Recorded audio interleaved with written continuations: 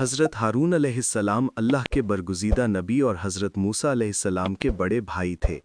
آپ کا تعلق بنی اسرائیل کی اس قوم سے تھا جو حضرت یعقوب علیہ السلام کی اولاد میں سے تھی۔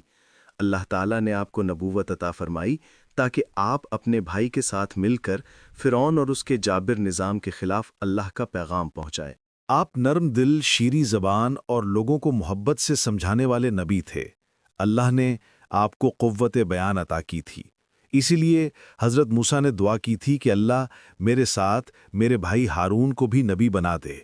حضرت ہارون کا بچپن مصر میں گزرا۔ اسی دور میں فرعون بنی اسرائیل پر ظلم و ستم کے پہاڑ توڑتا تھا، بنی اسرائیل کو غلام بنا رکھا تھا۔ حضرت موسیٰ اور حضرت ہارون اسی قوم میں پیدا ہوئے اور ان دونوں نے بچپن میں فرعون کے ظلم کا زمانہ دیکھا۔ حضرت ہارون بڑے ہونے کے بعد اپنی قوم کے ایک عالم، نیک اور سچے انسان بن گئے۔ قوم میں آپ کا بڑا احترام تھا۔ آپ ہمیشہ لوگوں کو بتاتے کہ صرف اللہ ہی کو سجدہ کرنا ہے، کسی بت یا انسان کو نہیں۔ اللہ تعالیٰ نے حضرت موسیٰ کو کوہ طور پر نبوت عطا کی اور انہیں حکم دیا کہ فرعون کے پاس جا کر اللہ کا پیغام پہنچاؤ۔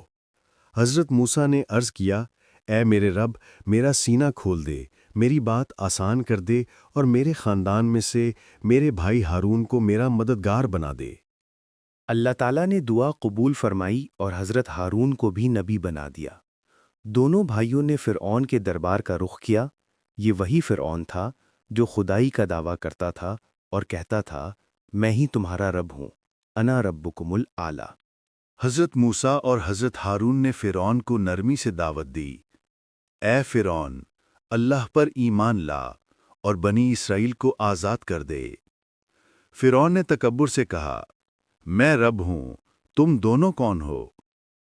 حضرت موسیٰ نے اللہ کا عصا زمین پر ڈالا تو وہ بڑا اژدہا بن گیا۔ فرعون کے جادوگر گھبرا گئے۔ انہوں نے بھی اپنی رسیاں اور لاٹھیاں پھینکیں، لیکن اللہ کے حکم سے موسیٰ کا عصا ان سب کو نگل گیا۔ جادوگر سمجھ گئے کہ یہ جادو نہیں بلکہ سچ ہے اور وہ فوراً ایمان لے آئے۔ فرعون غصے میں آگ بگولا ہو گیا اور کہنے لگا کہ میں تمہیں سزا دوں گا، لیکن اللہ نے اپنے نبیوں کو محفوظ رکھا۔ اس کے بعد حضرت موسیٰ علیہ السلام کو اللہ تعالیٰ نے کوہ طور پر بلا لیا تاکہ ان کو شریعت یعنی تورات عطا فرمائے۔ حضرت موسیٰ اپنی قوم کو چھوڑ کر 40 دن کے لیے کوہ طور پر گئے اور اپنی قوم کی نگرانی حضرت ہارون کے سپرد کر گئے۔ حضرت ہارون نے پوری ذمہ داری سے قوم کو سمجھانا شروع کیا کہ اللہ کے سوا کوئی عبادت کے لائق نہیں، تم صبر کرو